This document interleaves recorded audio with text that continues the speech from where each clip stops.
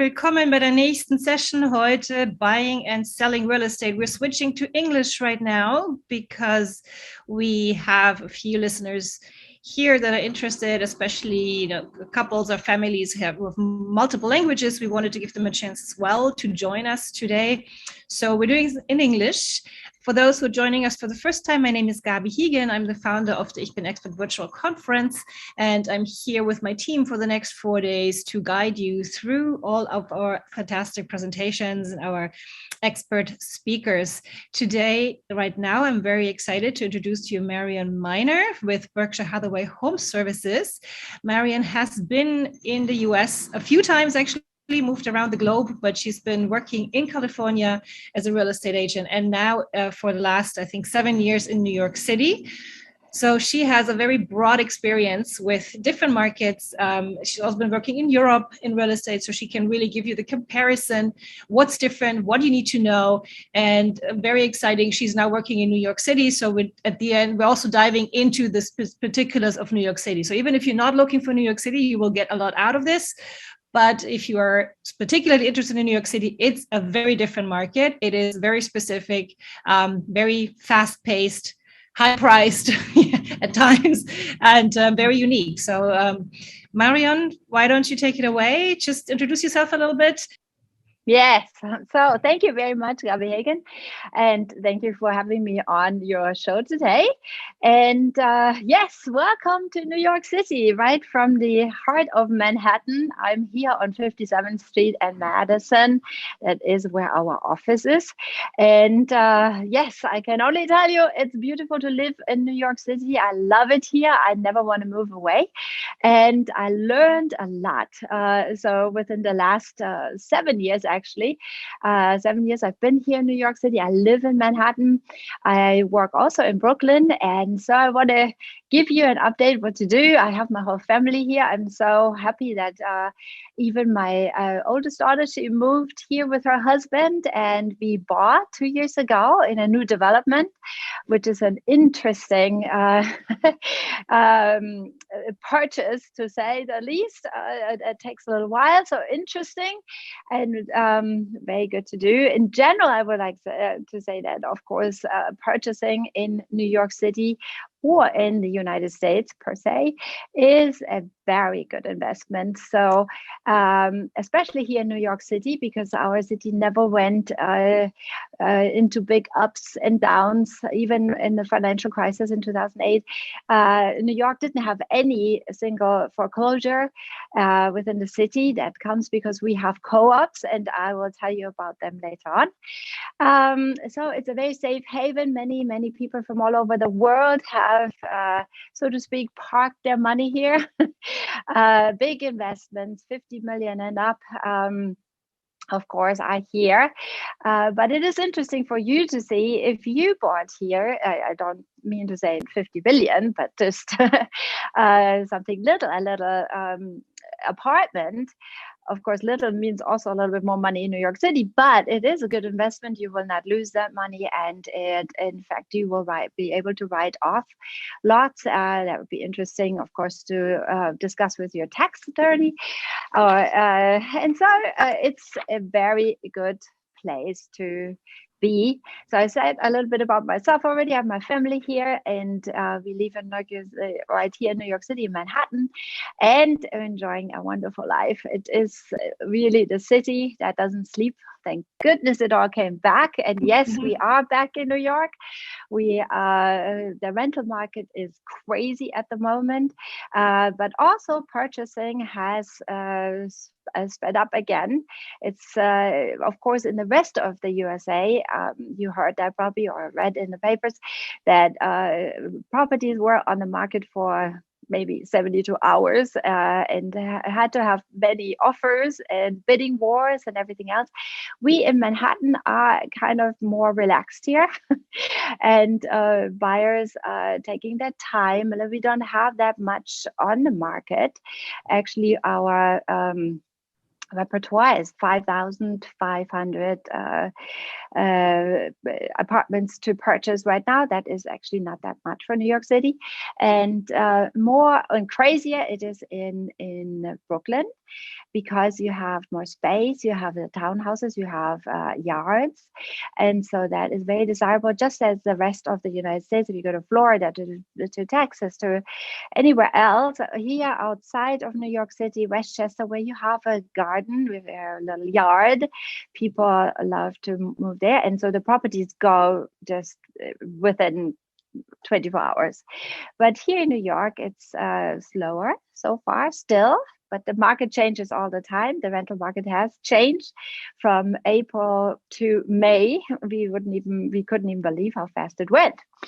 So that's a little overview for you of the rental and purchase here in New York City.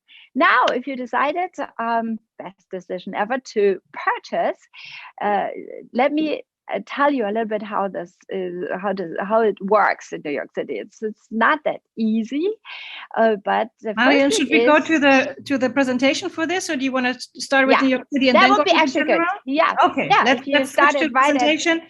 We will. A lot of what Marion will tell you is also applicable to any other part, but we will always, as we live here, come back to the city. And I think it's one of the toughest real estate markets and highest. So whatever you can apply here, you can work with your team, because we will tell you a little bit. You need a whole team of experts to purchase something in the place of where you choose to live. So first thing in the preparation is look for an agent. And that is very, very important, especially here in Manhattan. You need a specialist. You need somebody who guides you through, who helps you, holds your hand, goes through it with you, is your, so to speak, your attorney, is somebody who works for you, is your advocate. The good thing about it is the seller will pay the buyer's agent and his selling agent. So that's very important to know, because that is very different in any other part of Europe. So here the seller will pay, and you need somebody who is there only for you. The fiduciary right is only on you. So you have to look for somebody really good who knows what they're doing. I've been in the business 20 years, of course. I would love to work for you. And so as a background, you already have to look a little bit at your credit part. If you are in the US and you work here and you have credit here already, and you, of course, it would be great if you wanted to finance your purchase that you have a good mortgage broker, a good bank you like to work with, where you could maybe do that in your own country, and then have a bank account here, very important bank account in the United States, and send the money over here, and then have a cash purchase here. You have to put your financials together. Mm-hmm. Yes, like a question, how long before you're ready to purchase? How long is the process going to take on average? How long before you purchase? So if you, all this preparation, what I'm mentioning here right now, should be done before you make an offer. So before you even look at an apartment, it would be great if you had that done already. You have to get your paperwork done, but the most important is your financial statement. That is something, once you found your property and you would love to have it, you make an offer, and the offer has to include your financial statement, especially for co-ops. It's very important that everything is written down, what you own, what you stocks, bonds, real estate, your salary, everything has to be in that list. And the ratio should be the debt to income ratio should not be higher than 30%. So this is something to remember, and this is what you should have in paperwork together already before you start. And then you decide on a neighborhood. You can do this together with your agent, but maybe you have an idea already. It goes faster than if you have that already. And then the next thing would be a great attorney. Now, if you come from Europe, you might not have an attorney here, but I would like to help you with it. I don't have anything of it. I just work with good attorneys here who get the thing done. Very important. Marion, this is also something different to Europe, right? To purchase that you yes. need an attorney. It's as part of your actually team? also different to the rest of the US. If you go to California or Florida, you don't work with attorneys. But if and also I think in Germany you don't. I think the broker does it all. Italy is with attorneys. So different countries, but here in New York or the East Coast is definitely with attorneys. So they take over. They do basically the whole background about the building, and it is very important that you don't say, okay, my brother has a really good attorney. I like to use him. It has to be a real estate attorney. I really cannot emphasize that enough, because other attorneys might be at court when you need to have your question answered quickly. And so it is good to have a really only real estate attorney, and reachable. So the ones I work with, they're really very quick in responding and helping out. And they are very important because they do all your background checks about the building, whether there are assessments to come, whether there are the roof collapses, how the board is, and so on. Very important to have a good attorney. And yes, and then there is a board package. But we go to the next thing, actually, when you make your purchase, and we have set everything already. And now you make your offer. You found a beautiful place and you want to have it. So you have your financial statement. I write a beautiful letter to the owner and will introduce you. And again, I am your advocate. And then they, of course, hopefully will accept you right away. And then we're already in this process that there is a board. So now we have two different buildings. We have condos here and we have co-ops here. Condos are like, you are very used to it when you have, if you ever had bought a house before, you get your deed and you have common elements. So you pay for common elements, it's called, and you pay the taxes. But it is yours. You can decide completely if you want to rent it out, whatever you want to do with it, if you want to renovate it inside. There is a board also, but the board actually only has one function. They have the right of first refusal, meaning they could, maybe somebody in the building would like to buy your property if you sell it. But otherwise, you pay 10 to 20% down, foreigners maybe more. And we have a question here already, see? And and definitely you so it is yours, it's your condo, and often it comes with a higher price, probably 10% higher than a co-op. And yes, and the new developments are another big topic, but let's stay, and condos are often new developments. So you got this, the co-ops now on the other hand. One second, hold on, Marion. Let me yeah. hold on. Let me go to the next slide. Yep. Okay, next slide, ready next for slide is co-ops. good. And we do the questions later, right? Yes. So the co-op again is of course an apartment you love, and I have to tell you, 78% actually in New York City are co-ops. So condos are rare, and they're definitely probably the better choice for foreigners. Marion, just one question. Yep. One question in between. Is this co-op really something only New York City specific, or is it anywhere in bigger cities you will find co-ops? To my knowledge, I think it's specifically in New York City. So when I want to buy in Chicago or Atlanta, I would probably go for a co-op or a house. Really, this is a question I would have to ask myself. I really don't know about Chicago right now or Boston. I know how it is in Florida and California, because I'm working with Florida now, and I lived in California for almost 20 years and worked there for 10 years. So there is no co-op. You can find it, but here it is very common Again, 78% are co-ops, and they're not all bad. It always has this touch that oh, they are terrible and they make decisions, because there's a co-op board and you have a board package to do, which you actually also have to do for the condo, but that's much smaller and not in detail as for a co-op. And then the co-op has to approve. So they first have to approve your board package. Then they invite you to an interview. You have an interview. And when you pass this one, then you are in this desired co-op.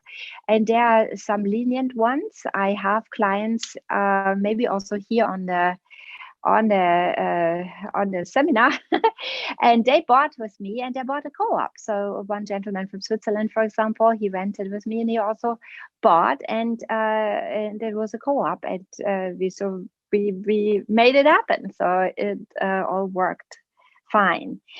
Sometimes the co-ops have different requirements. They ask maybe for more money down. They ask, it could be up to 60%. It's up to them what they ask. And they can deny you. And so far still they can deny you for no reason.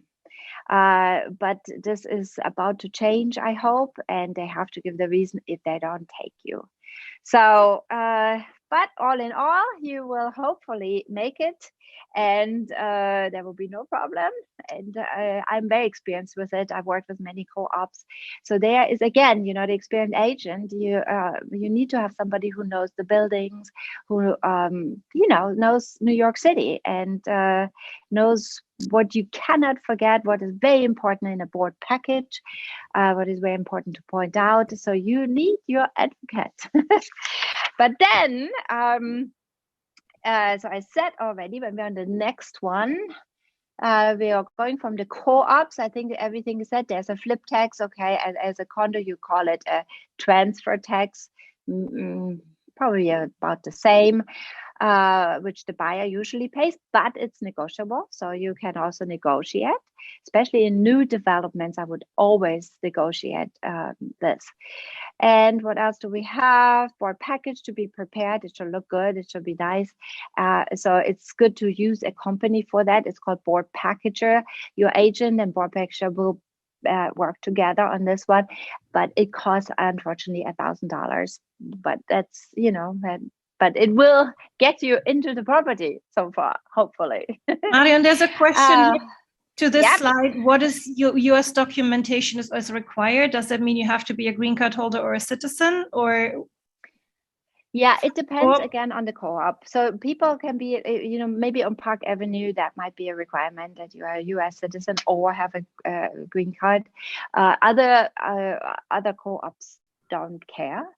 So it's, again, this is with the co-ops. Every building here in New York City is different. And we have to inquire about this upfront. Upfront is the best, so that you don't have surprises afterwards. So is there a different down payment requirement, or could they say, like, if you're a foreigner, you have to come up with more down payment than if you're a US citizen? Is there a distinction sometimes? Yeah, that could be. Yes, so there is not a fixed amount. Usually, especially with condos, is probably 20% down. If you're not a US citizen, it could be higher. It could be 35%, even for condos. But again, it's up to the board. It's up to every building is different. I just had a building to sell, and they wanted actually 60% down. No, I'm taking back 40% down for anybody, regardless, US citizen or foreigner, doesn't matter. So it really depends on the building, and it's good to find this out right up front. Ask it even with your offer. I would ask this. So, but now we have to continue with our offer. It has to go somewhere. So the offer is accepted. You have your attorney, and so it gets accepted, meaning you signed, the seller signed. Now you have an accepted offer, and at that point you have to put a deposit down. So it is the 10, 20, 30, 40%, whatever you put down. They want that as security. And basically, when you sign, this is a done deal, so to speak. So now you just have to get through it. See, you make it contingent. That's also very important. You make it contingent on inspection, contingent on, especially if you have a mortgage, on financing, and what else is important? Contingent on this, contingent on that. So in case there is something, you can get out. Because if you don't have this, then it's a done deal and your 40% are gone. They go to the seller if you cannot provide. So a very important thing at that time that you know your finances. And if you're not sure, if you're not a cash buyer, you put it in the contract, contingent on financing. Very important. Don't forget this one. Yes. So then it gets, it's the lawyers your lawyer finds something, goes to the other lawyer, wants explanation, and then in the end there is usually all over United States is an inspection. And again, with the inspection, you could make that also contingent on inspections. But in New York City, again, a different city, we actually buy as is. So it could be that the seller has that saying, you buy as is. So if there is a hole not fixed, or there is something except for hazardous, so if something is leaking, if the electricity is not working, if the heater is not working, of course they have to repair that. But if there is a hole in the wall, or there is something you don't like, cosmetic things, then it will not be repaired because you buy as is. So, but if there's any, leaking, any leakage, anything with toilets or faucets or whatever, that they have to repair. And so your agent again will talk to the other agent and say, listen, you have to repair this, otherwise we're not going to close. And then finally the day comes where you can close, and you all will come together, unless you live in a different country and you make it power of attorney. You don't have to be there for the closing. You can do this all through your attorney. But if you happen to be here, you will all meet at a table, the title company, the mortgage people, your agent, the attorneys, and you will close there. And it's a big celebration, actually. Afterwards, you can celebrate. I take you out. We can celebrate. In other states, not necessarily. There is no closing where the buyer or seller is present. It goes through escrow, and they only call you and say, hey, you're closed, you're all fine. So different closings, even in the United States. Good. One question. Yes. Are you experiencing non-contingent offers in New York City? Yes, of course. Every seller likes if you have a cash deal. Cash is always king, is always number one. Then the second one is good financing. So if you have a lot of assets, co-ops often ask that you have 2 years of the common charges. That means 2 years of mortgage and maintenance in a nice liquid account. So this is the next one they like to have best, and especially when it starts with bidding wars again. So that's they have categories: first cash, then someone who's very solid in their financing, and then the rest. So yes, very important. Okay, I hope that solved that. Big question, Marion. Yes. I think you have that on the next slide. Actually, I think we're getting to, there's a question about working with a real estate agent about what the commission, the fee is. But as a buyer, you don't have to pay the real estate agent. Right. But if you want to share what the usual industry standard is, I'm sure that's pretty standard, so right? If you're a seller in New York City, I have to tell you also, which is also very important, to choose your agent, and that's different from Europe. Once you have your agent, he, she is a member of the Real Estate Board of New York City, meaning that agent can show you any property in New York City and Brooklyn and so on. You don't need a second one. Very important, because some people think, oh, I have to have somebody from Sotheby, I have to have somebody from Berkshire, I have to have somebody from Remax, Keller Williams, also on. No, you only have one. And that person is paid by the seller. So the seller usually pays 5 to 6% here in the city, and it gets divided by the selling agent and the buying agent. So 3%, 3%, 2.5%, 2.5%. That's it. I haven't seen anything lower. Yes. Renting we get to later, right? A little bit later. We are getting now to rental. And I think we're at the last slide here, working with an agent. Did we? I think we covered all of that pretty much, right? So I think, as you said, the most important point is that you have one person.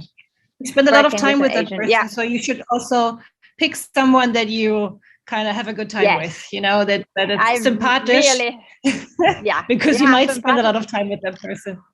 I know. I truly, I can support that. The chemistry has to be right. You have to be you. I can tell you that here at Berkshire, we are very I work with many colleagues, but the main one will be your agent, and then you have a team of everything else, but that's more for selling. We have a good marketing team. I'm one of the best, and we are worldwide. I just came back from Rome. I visited my colleagues there, and we have a great office in Germany, in Frankfurt and Berlin. But otherwise there was something else very important. Oh, yes, because now you have the closing, and we didn't do the closing costs, which are on my. You can see that on my website in detail, but maybe just as a quick rule, it's around 3% of the purchase price for a buyer. The seller has to pay more because he, of course, pays their commission. So it's around 3%, 3.5%, depending, and that all will be paid at closing.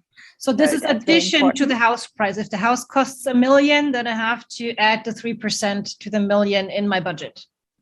Correct. Yes, okay. Because you have to close, you have to pay title, you have to pay mortgage transfer fees, all kinds of these little fees that add up. But title is one of the biggest, and then mortgage fees and whatever it is, and also transfer fees, for purchasing the property.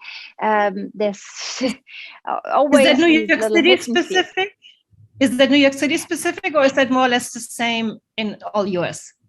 Yeah, this is in all the US. You have closing costs, and they're all around for the buy about 2.5% to 3.5%. You have to pay your attorney. That's part of closing costs. The attorneys, I can tell you, they're around between $2,500 to $3,500. You can get, of course, many more expensive ones, but I usually don't work. They are between $2,500 and $3,500, and it would be great if they are here in Manhattan, because then they know Manhattan laws, and that will be also very important. Manhattan, Brooklyn, kind of the boroughs, Queens, anything, but have them local, have a local one, not somebody in Switzerland or so.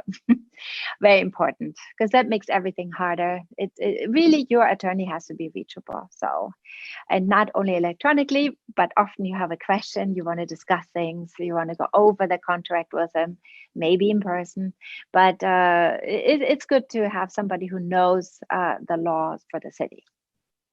For whatever. Okay. Okay. So closing costs. Yeah, I think that's where you just mentioned that. That's what we now said. We're going to rentals for all of you interested. Now we're going to rentals. Yes. So and then Martin had a question, but I get to your question in a little bit, the other two questions that you still had. So bear with us. Okay. So rental, and there's rental for normal rentals. Yeah, exactly. And there are rentals for diplomats. And now I work a lot with the German schools, with the foreign department, with the permanent mission of Germany to the UN, the consulate. And so I have a lot of diplomats, and many more things are to be considered there. But anyway, so you decide I only want to rent for now. But again, same thing. You're dealing with co-ops, you're dealing with condos, you're dealing with apartment buildings. So these huge amenity buildings, and that's specific for New York City, beautiful amenity buildings, and you have swimming pools and tennis and God knows with it. Wonderful. Yeah, but you have to get in there, and there's a process. So you better get your paperwork together right before you even look. Get your paperwork together, because especially now, since the rentals go so fast, it would be great. It looks wonderful if you have this all together, and I could send it then to the leasing agent, and with a beautiful letter and explaining who you are and everything, and making you very attractive. And then I have all this paperwork already, and here we are. We have it right here. So you have all the following paperwork. So you have to have proof of employment, proof of income, and then come the 3 2s, the last 2 pay stubs, the last 2 bank statements, and the last 2 tax records. And best would be also if you have a letter from your previous landlord saying you were wonderful renter all the time. So that is always beautiful. And you have a US bank account. And in addition, yeah, sometimes if you rent in a co-op, let's say you have a private owner and he wants, and he probably asks actually for references like business and also private. Yeah, so that's that. So if you have all your paperwork together, everything, then there is and that's maybe sometimes also for a condo owner who rents to you, and they have a beautiful condo in an amenity building. So great. If you go to a rental building, you need all the same again too. And often that's the good news, because renting is different from purchasing. Renting is 15% of the annual rent. So if you have an agent and your employer does not pay, you would actually have to pay your own agent. So that is different again from the rest of the US, kind of, except for the East Coast. And I'm not very familiar. I think in Germany you pay 1 month or 2 months of the rent to the agent. But here again, you have your own advocate. That agent finds you a beautiful building, everything, and then if it's an amenity, let's say it's a rental building, they give incentives. Often also all the owners. It depends on the market. I think right now they don't, but in the winter months, between starting in December, often December till probably April, they give incentives. So they pay maybe your rent, your broker or your agent, and they pay maybe a month's rent for you, or it depends on the market. I haven't seen it yet, but it will start hopefully soon again. It does it usually every year between December and April. This year, after the pandemic, we have a big desire for rentals here. So and Marion, what is the fee, the broker fee that I have to pay when I look for rent as a renter? You have to pay 15% of the annual rent, and that gets shared by your agent 7.5% and the other agent 7.5%. But I pay 15% of the annual. You as the renter pay. Now you see these apartments where it says fee free. That means you don't have to pay the other person. So let's say if you wanted to go fee free, you don't have to pay the other broker.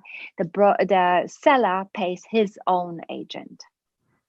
That's basically but for rentals, there is sometimes no fee apartments where the owner pays both. I mean, at least when it was like really down about a year ago, when I was lucky to find my new place, there was no fee. So the building owner paid the broker fee. So sometimes you find that, but it depends, I guess, either it's a down market, or sometimes if it's the owner themselves, right? If an owner just owns one building, they decide I want to, have many. Yeah, fee free. It means also collect your own fee.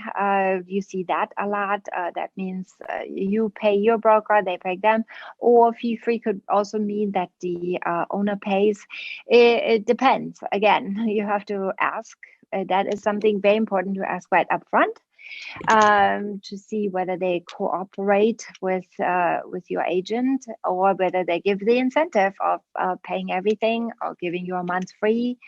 Sometimes, at the end of COVID, even we still had 2-3 months free and the broker paid. So, but usually it's in the winter months that something like this happens.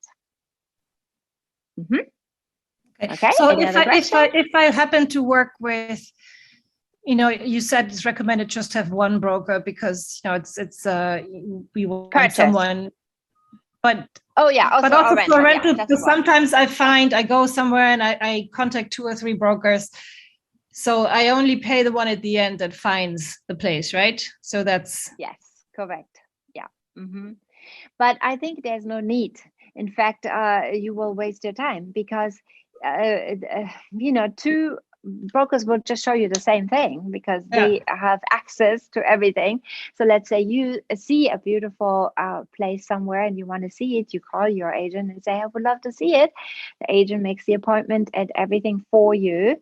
Now, if you maybe the other agent you had would make exactly the same. So it's just a waste of your own time because you have to have one active good agent and he can or she can show you everything. I think that's a little trap that you can fall into if you there's one question here, if there's something like Immo Scout in the US.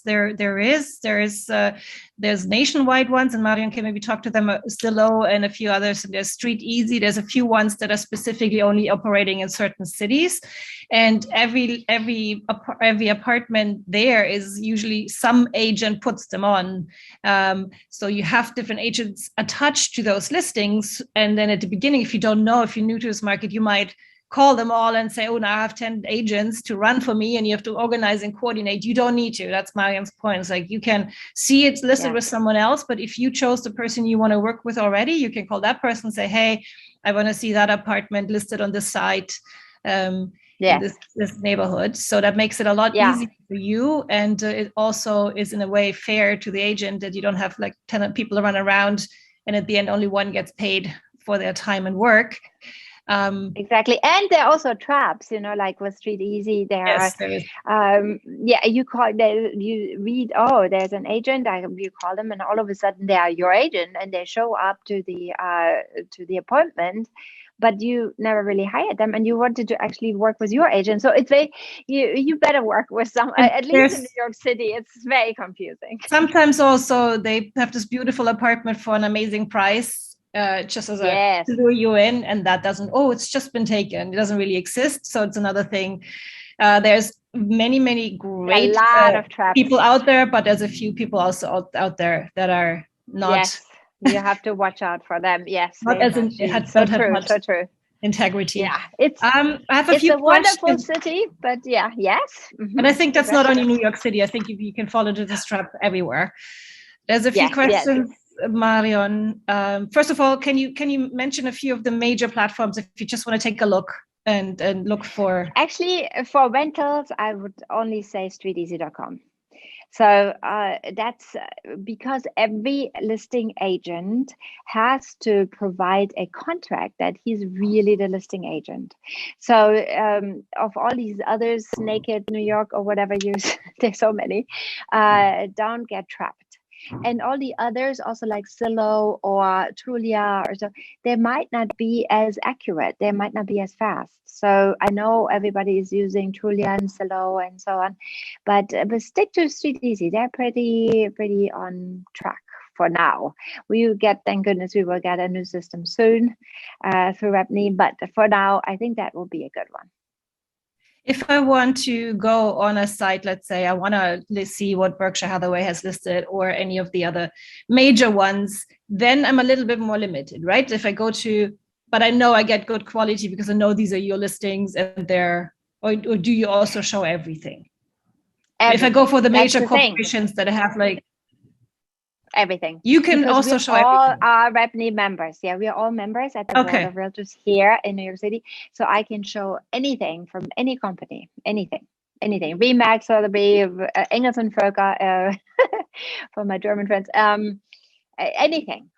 I can show everything. So you don't need 2, 3, 4, 5 agents, or you don't need to call their companies actually, because I will call the listing agent for you, make the appointment for you, and do all the negotiation. A question here to your, if you want to rent, and you mentioned all those documents like pay stubs and bank statement. If you're new to the US, how does that work? If you don't have bank statements yet, or you don't have pay stubs yet because you just arrived, what is the process? That's and this is especially also with the diplomats, of course. They don't have tax records, so we will tell them there are no tax records. Now, if you you definitely have to have proof of income. So your employer has to write you something that you're employed, that you have an income. You have to open a bank account here. And but you don't have maybe your last well, you probably have pay statements from your work at home, but if not, these two things are very, very important to get you in somewhere for sure. And then it would be good if you have to prove of maybe a savings account or something where you have money, some money, so that that helps. Anything helps. Anything you can provide would help. For diplomats now, I just want to mention one quick, we don't want to go too much into it, but diplomats, unfortunately, here in New York City are not that welcomed. I know in the rest of the world, everybody likes to rent to diplomats. Here in New York City, not, and that is because of the immunity. Since you cannot waive your immunity, everybody is kind of a little careful to take you on because they're afraid of, and they had bad examples here maybe.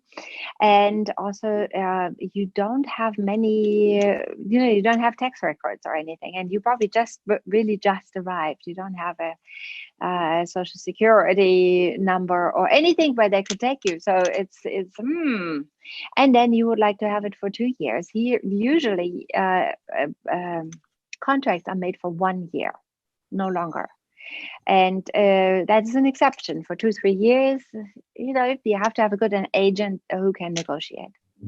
It's interesting, the lease, the 1 year lease.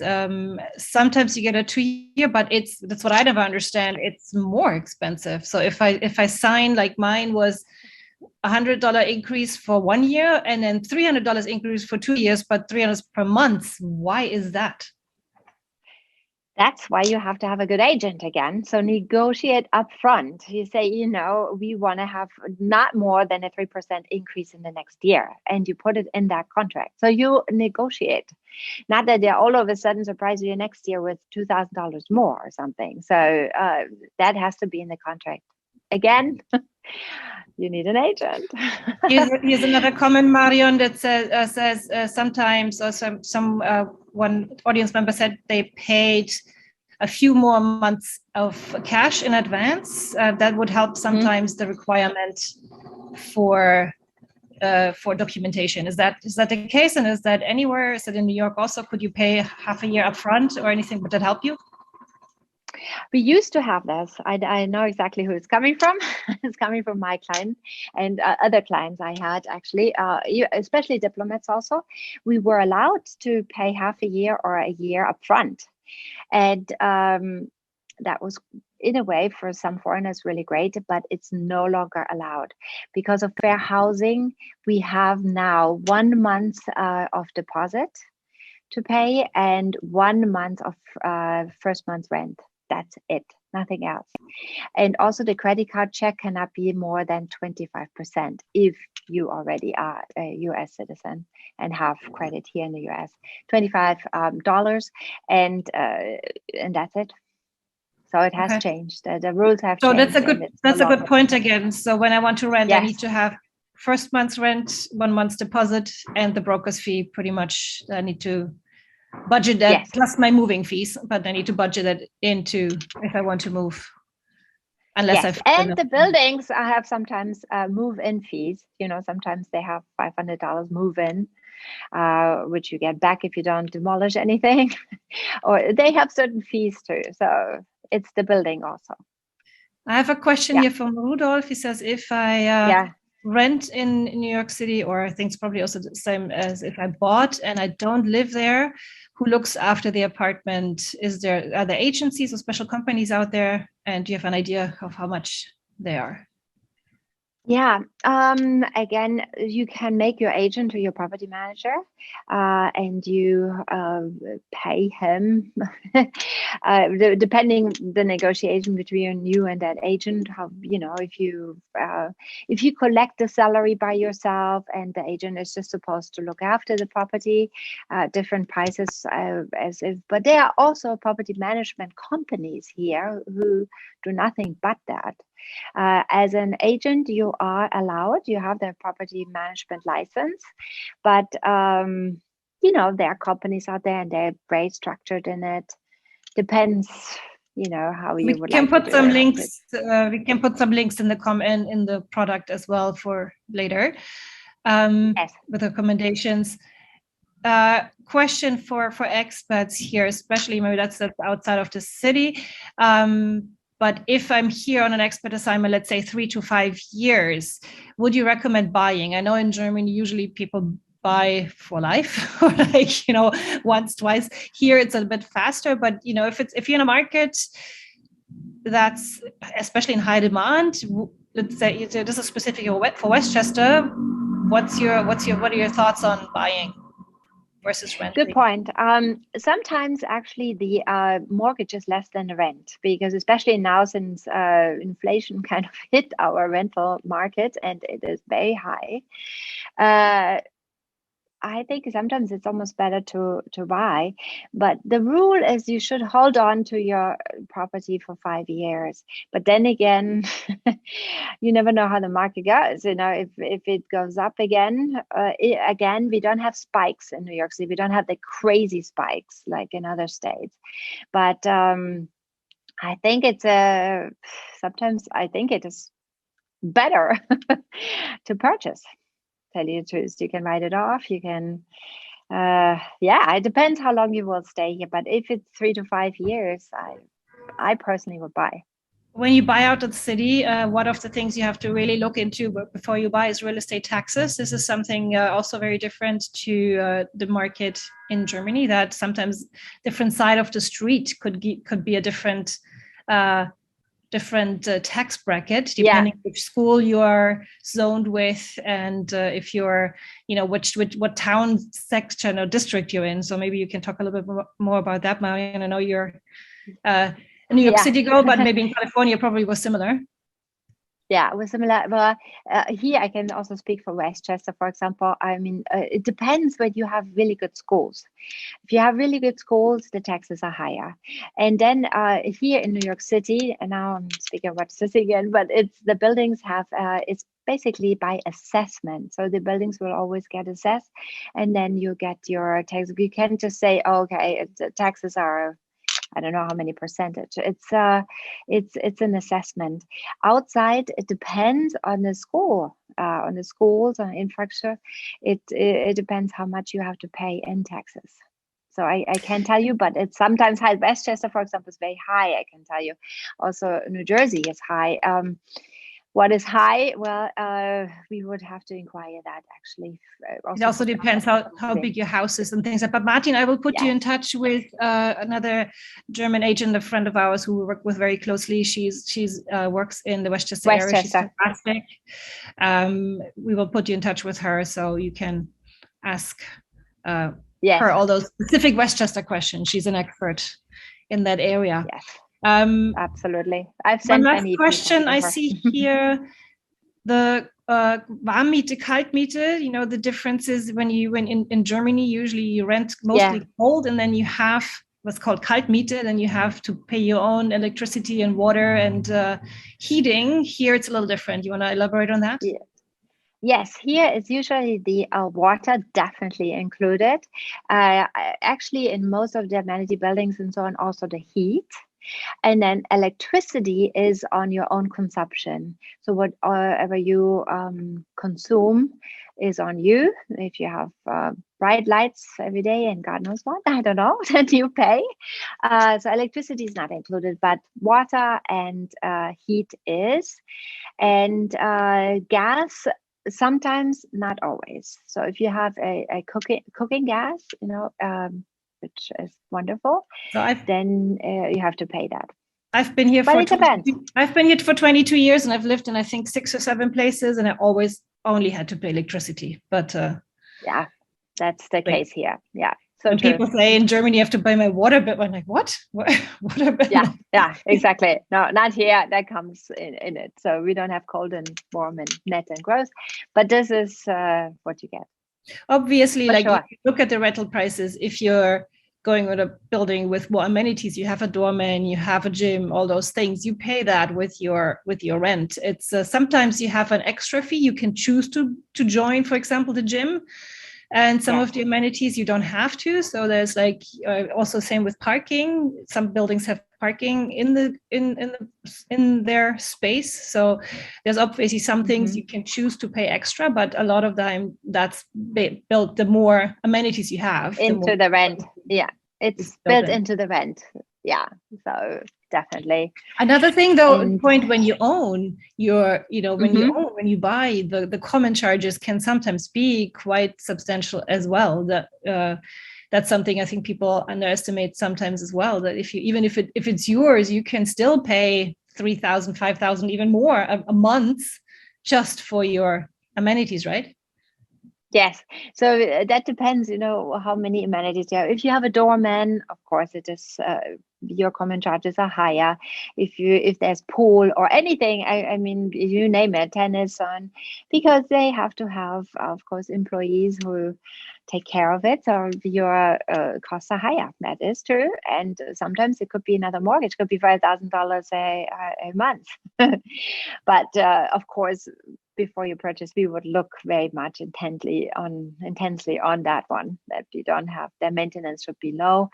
Low maintenance, low tax would be good. So new developments sometimes have tax abatements, so you pay for the next 20 years a very small amount.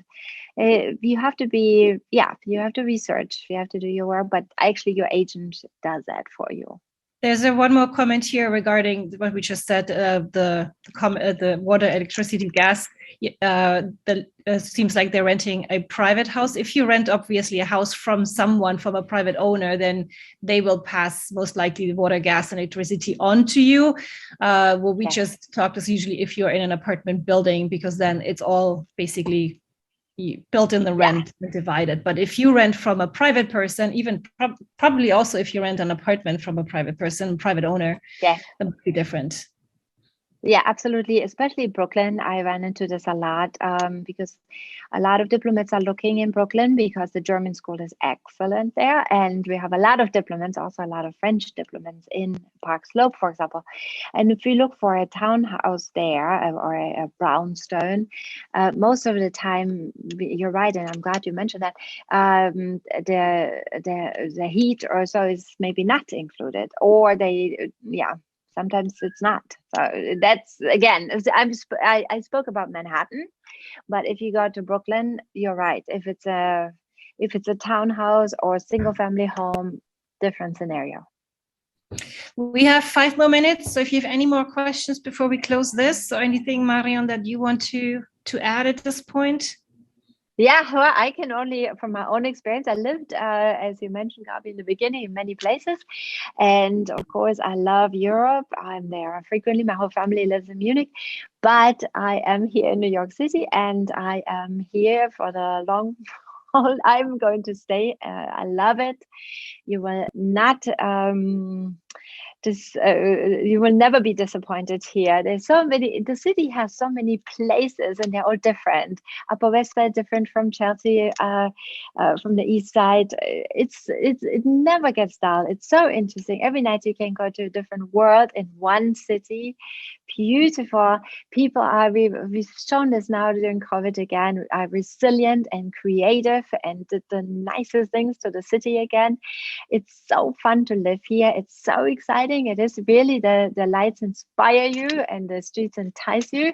And it's hopefully also a city that never goes to sleep again. And I can only recommend it. Best investment if you buy here. And if you're renting and just want to, step in and see what it's like in New York City, you will love it. And unfortunately, you will not get away. It's very enthusiastic finish, but I have one more question I discovered on the Q&A. We were in the chat, but not on the Q&A.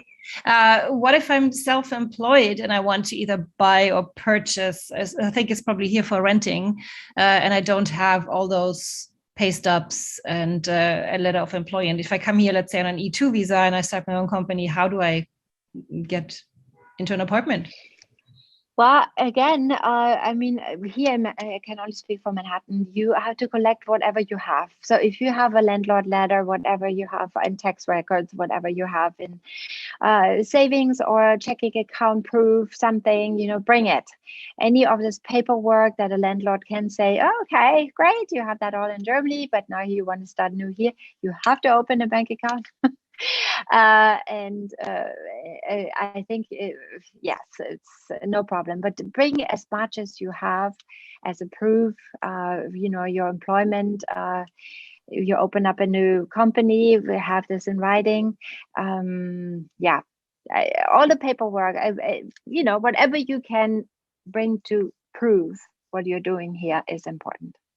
Oh, one more thing, Gabi, I just wanted to say, we only spoke English, aber natürlich spreche ich natürlich auch fließend Deutsch, weil ich bin ja Münchnerin, ein waschechtes Münchner Kindl. Also wenn Sie das lieber alles gerne auf Deutsch hätten oder gerne mit mir auf Deutsch arbeiten würden, mit mir kommunizieren, schriftlich kommunizieren auf Deutsch, wunderbar, ich freue mich. Ich habe immer gerne Leute aus Deutschland oder Österreich oder der Schweiz. Also ja, bitte melden. Auf Deutsch oder auf Englisch oder auf Italienisch, das ist egal. Okay, perfect. Thank you so much, everyone. Wunderbar. Have a great evening or day or night, wherever you are. Bye. Yes. Tschüss. Bye-bye.